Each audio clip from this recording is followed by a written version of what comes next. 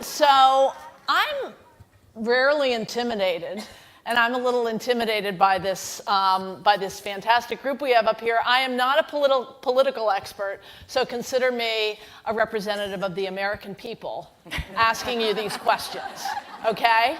So question number one is, was the 2016 presidential election evidence that America is not ready for a woman president? Yes or no? I do not think that this election was emblematic of the belief that a majority of the American people will not vote for a woman president. So she won by the popular vote. She did. So by more than 2 million votes. That thesis has been disproven. A woman can win.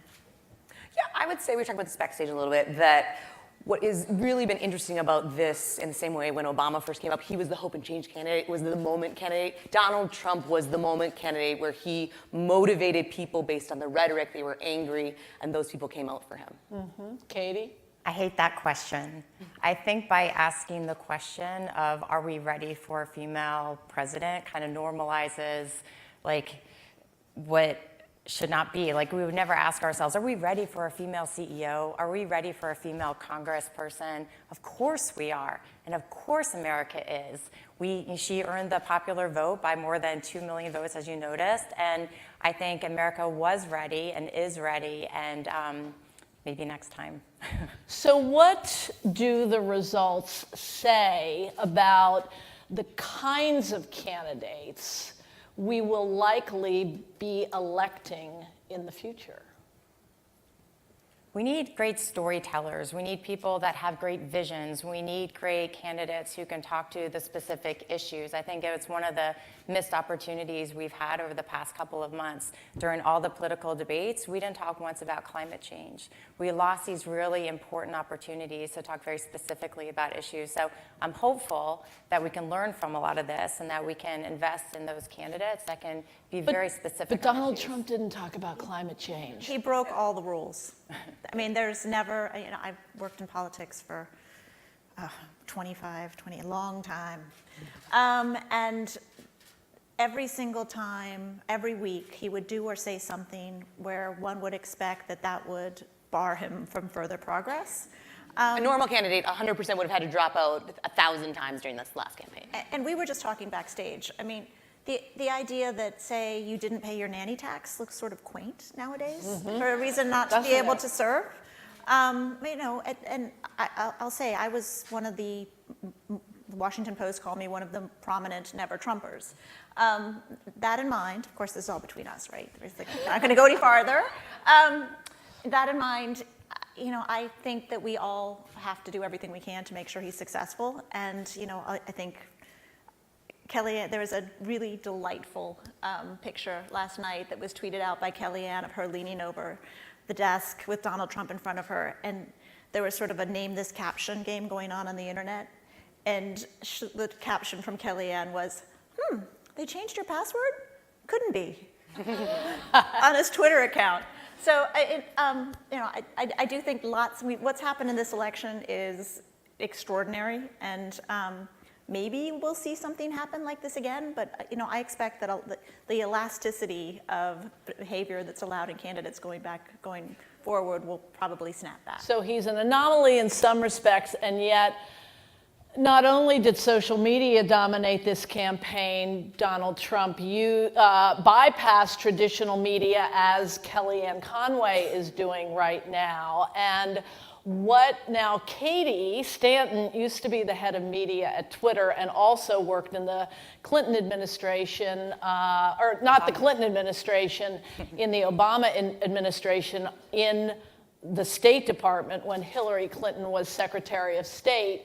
Katie, how do you look at this, and how do you think that the train has left the station in terms of social media changing politics forever and speeding up in this respect?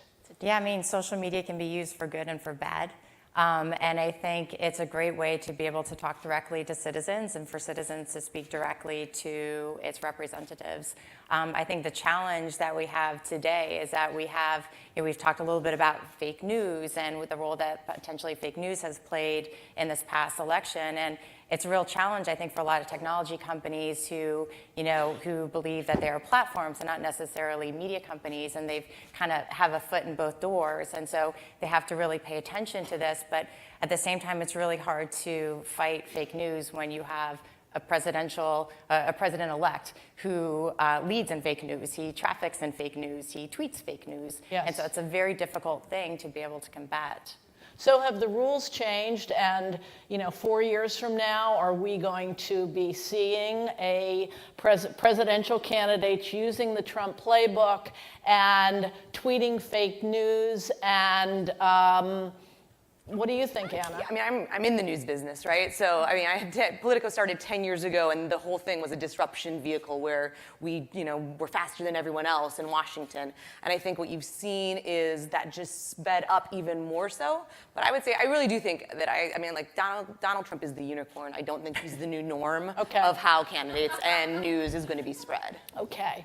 So some of these statistics are just stunning. 18% of Twitter traffic during the presidential election cycle were chatbots, automated software that churned out largely fake news.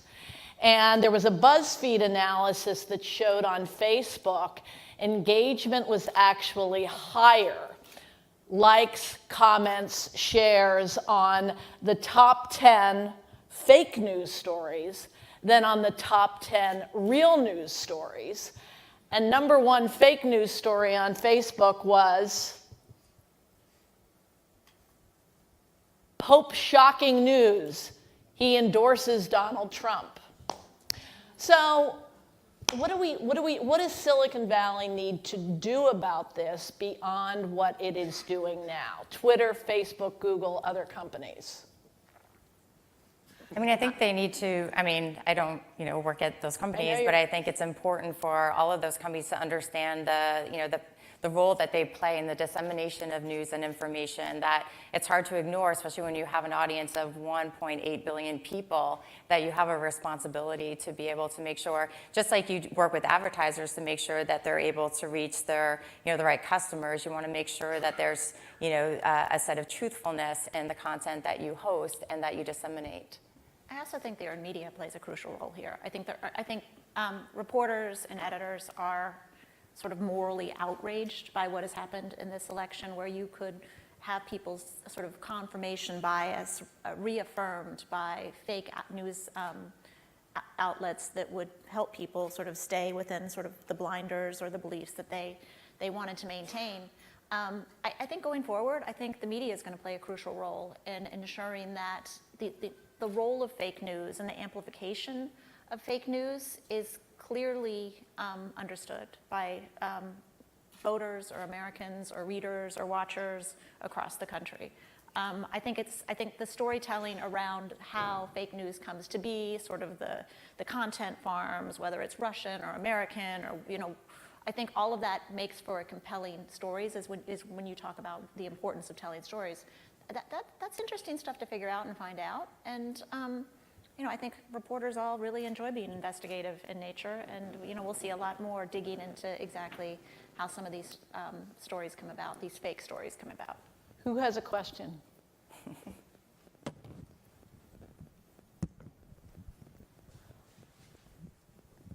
There's one over here, right over here in the middle. If you could identify yourself, please. Priya Dogra from Time Warner. This is back. Just a question on the confirmation bias.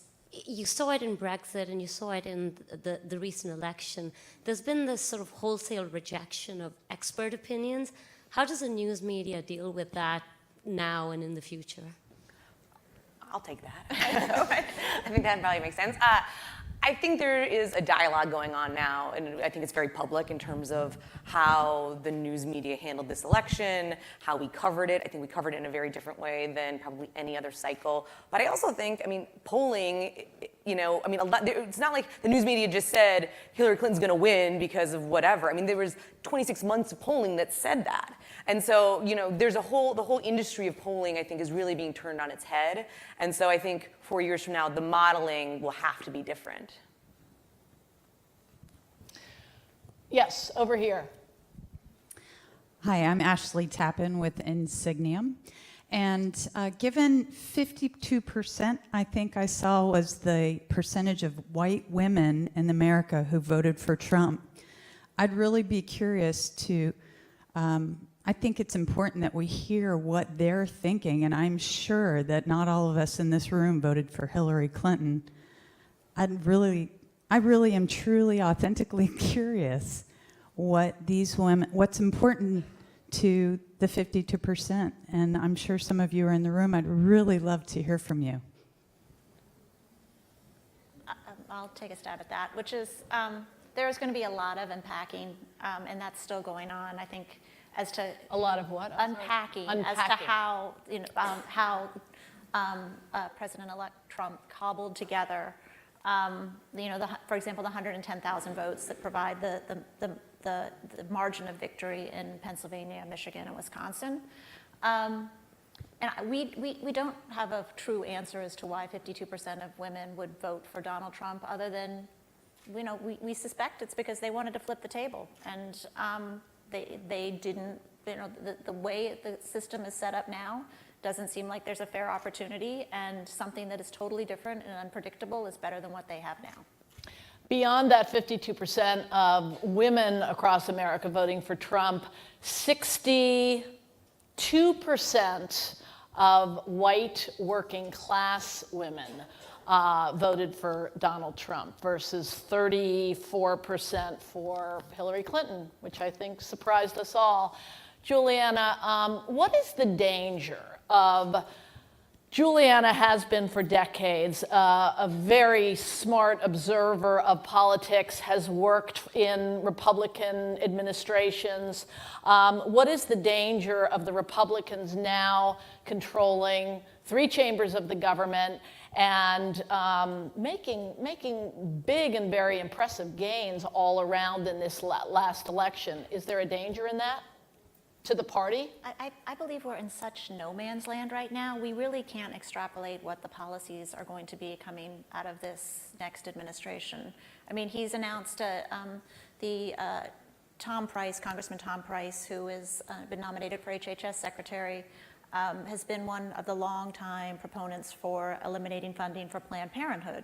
But yet our nominee, or our president-elect, during the nomination process, came out repeatedly on a stage with many other Republicans and said what was perceived then to be a remarkable heresy, that he believed that Planned Parenthood was an effective organization that needed to continue funding. So his daughter, for example, is very strong on these issues. There's no tea leaf reading here because we don't even know what kind of plant we're drinking. Right. So, I mean, this is... But don't you think the danger is what Democrats had in 2008 when they had major overreach and they tried to pass cap and trade and a bunch of legislation, and then 2 years later they lost the House majority? So, like, the question will be, do they overreach? And that could be damaging to the party, I think. Precedent stands here. I don't think... Very quickly, who is the hope? Name a potential candidate 4 years from now who you think would be the hope of the Democratic Party. Katie. Can I do 3? Go ahead, quickly. Cory Booker, Kirsten Gillibrand, and Kamala Harris. And Kamala Harris, okay. I would say a lot of people think that Senator-elect Harris is right in line to run for president as soon as she possibly can. Fantastic. Juleanna. Democrats are not my specialty. So, hey, I'll go with Kamala Harris, but I'll also say that we're going to see a lot of conservative or Republican new personalities coming to the forefront in this new age of sort of political unexpectedness and chaos. And maybe there'll be some compelling personalities there. Thank you so much, all 3 of you. Give them a hand.